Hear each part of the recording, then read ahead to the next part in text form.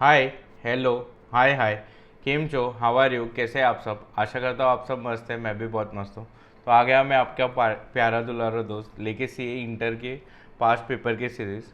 तो आज अपन क्या करने वाले, कारो करने वाले, ठीक है। तो इसमें कुछ क्वेश्चंस नहीं कराने वालों, सेम कंपनी ऑडिट जैसा एक एक क्लॉज है ना याद कराने वालों। क्या एक एक क्लॉज याद कर? अच्छा, पहले क्लॉज याद करा दो, ठीक है। ये कौन सा है भाई? बाय द वे, कारो 2020। देख, ये जो रहता है ये पैरा नंबर 3 में दिया है। कौन से? Para number 3। और ये क्या है? क्लॉजेज है। ये सब क्या है? क्लॉजेज है। तो लिखते वक्त कैसा लिखने का? क्लॉज 1 ऑफ पैरा 3 ऑफ कारो 2020। ठीक है। अभी पहला क्या है? Fixed asset. दूसरा पॉइंट क्या है? इन्वेंट्री। तीसरा पॉइंट क्या है? Loans, investment, guarantee, security. ठीक है। चौथा पॉइंट क्या है? इसका एक 185 186 का कंप्लायंस, LIGS का ही 185 186 का कंप्लायंस। फिर 5 बजे, 5 का क्या है? Deposits. 6 cost records, statutory dues, unrecorded income. ठीक है। Repayment of loans. ठीक है। फिर टर्म लोन, IPO, FPO। ठीक है। फिर फ्रॉड। फिर Nidhi company, related party transaction, internal audit, RBI। ठीक है। 15th वाला क्या था? Non cash transaction, RBI। फिर 17th वाला कैश लॉस। फिर 18th वाला resignation by auditor. 19th no material uncertainty, मतलब गोइंग कंसर्न वाला।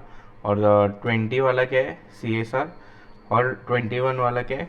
Qualification advance remark by other auditors in CFS। चलो, तो कितना पॉइंट है? 20 पॉइंट। क्या ये पॉइंट्स याद रखना है? रखना है। नंबर, चलो करूँ।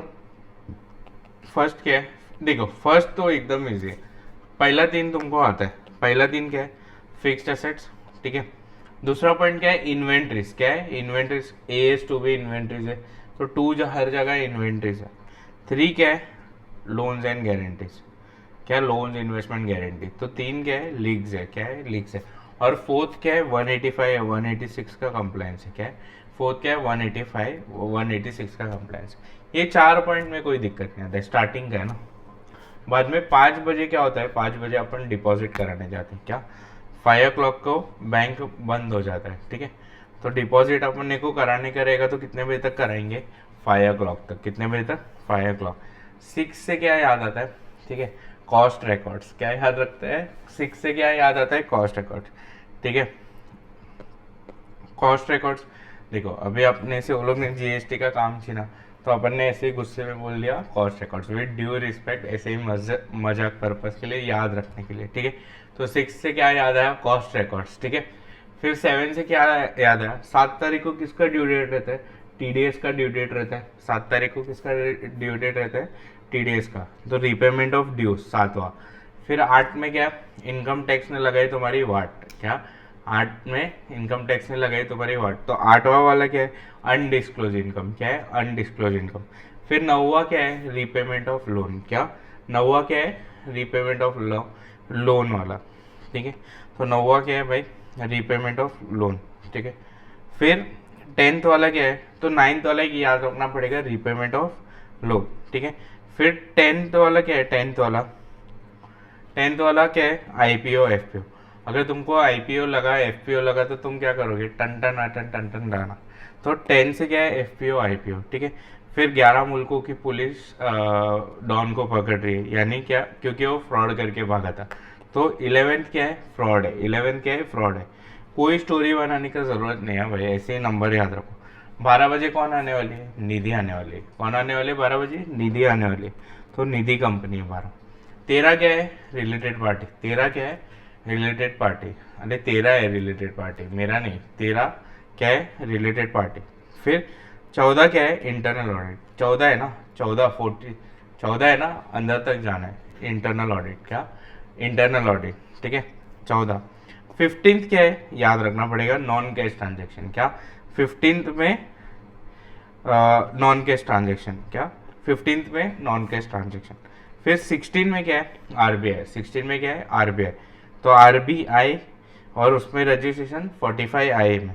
RBI आइए, RBI बोलेगा आइए और रजिस्ट्रेशन करवाइए, ठीक है। तो ये भी याद हो गया। 17 मतलब क्या, 17 का खतरा, तो कैश लॉस होता है अपने को, क्या 17 का खतरा होता है इसलिए कैश लॉस होता है, इसलिए 18 में ऑडिटर रिजाइन कर देता है, क्या 18 में ऑडिटर रिजाइन कर देता है।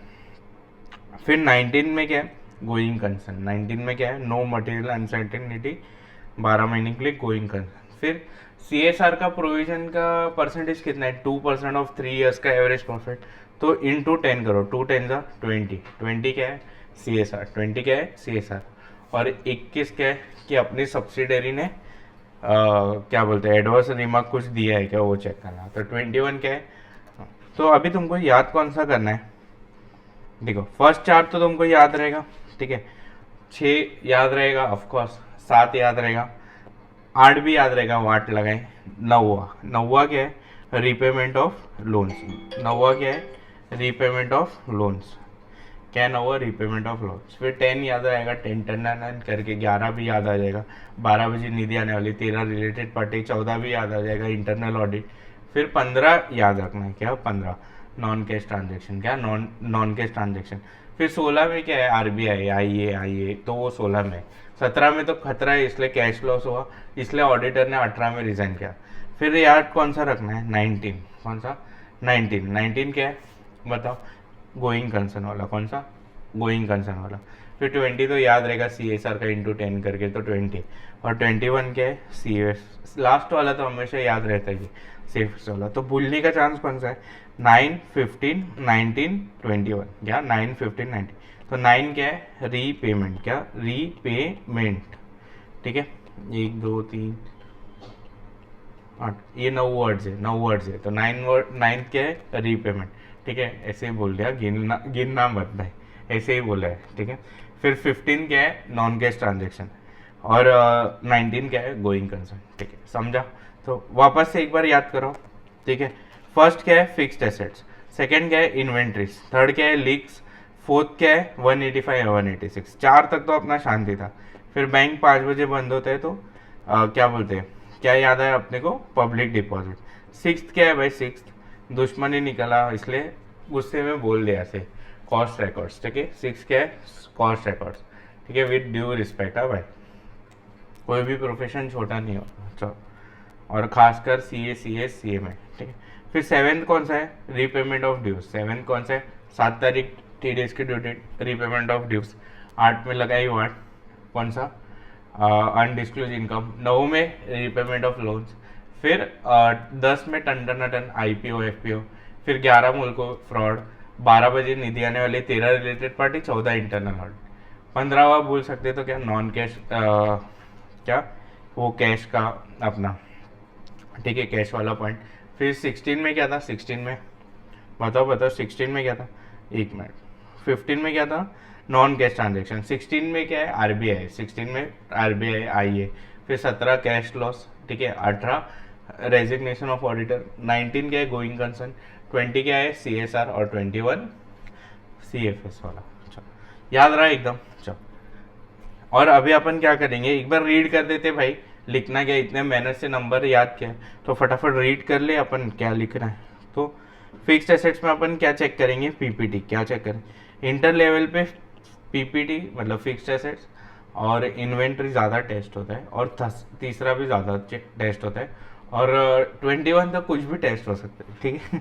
तो फिक्स्ड एसेट्स में क्या चेक करेंगे, PPT, बोलो तो क्या चेक करेंगे, PPT मतलब क्या, प्रॉपर रिकॉर्ड्स मेंटेन हुए कि नहीं, फिजिकल वेरिफिकेशन करेंगे एसेट का, और टाइटल डीड्स कंपनी के नाम पे है कि नहीं चेक करेंगे, और ये रिवैल्यूएशन का पॉइंट चेक करेंगे कि रजिस्टर वैल्यूएशन वैल्यूअर ने किया, और कुछ अमाउंट 10% या मोर से चेंज हुआ है तो वो प्रॉपरली किया है कि नहीं। फिर इन्वेंट्री में क्या चेक करेंगे, फिजिकल वेरिफिकेशन करेंगे, और वर्किंग कैपिटल लोन अगर 5 करोड़ से ज़्यादा है फ्रॉम बैंक के FI तो वो चेक करेंगे, किधर से करेंगे, रिटर्न स्टेटमेंट से। फिर लीग्स में क्या चेक करेंगे, लीग्स मतलब क्या पूछना मत, लोन्स इन्वेस्टमेंट गारंटी सिक्योरिटी, ठीक है। तो लोन्स ड्यूरिंग द ईयर जो सब्सिडरीज और जॉइंट वेंचर्स और अदर्स को दिए, इन्वेस्टमेंट गारंटी सिक्योरिटी, उसका टर्म्स एंड कंडीशन अपने नॉट प्रीजुडिशियल।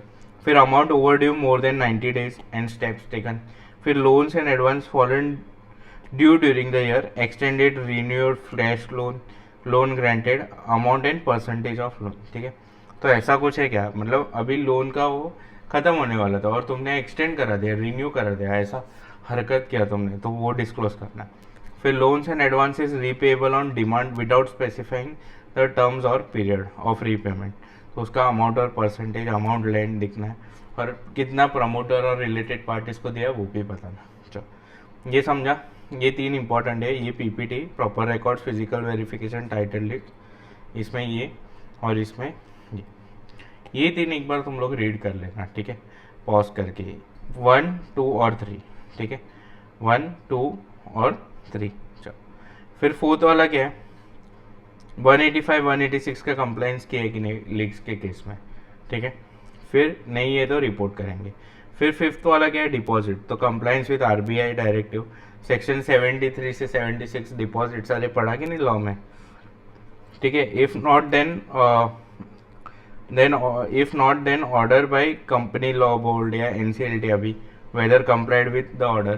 ठीक है, फिर कॉस्ट रिकॉर्ड मेंटेन हुआ है कि नहीं as prescribe by CG, yes तो वेदर मेंटेन्ड या नहीं। ठीक है, स्टैट्यूटरी ड्यूज में क्या है, undisputed deposited if not over due more than 6 months as on balance sheet day, और अगर डिस्प्यूटेड है तो amount and forum where the dispute is pending and appeal not dispute. ठीक है, तो undisputed amount more than 6 months और disputed amount और forum उसका। ठीक है, इसमें ये लोग का एक फेवरेट क्वेश्चन है, एक तुमको शो कॉस्ट नोटिस आया क्या, शो कॉस्ट नोटिस आया। ठीक है, तो ये शो कॉस्ट नोटिस आया ना, तो ये कोई मतलब क्या केस नहीं है तुम्हारे पे, मतलब they are just show cost, बताओ हमको क्या।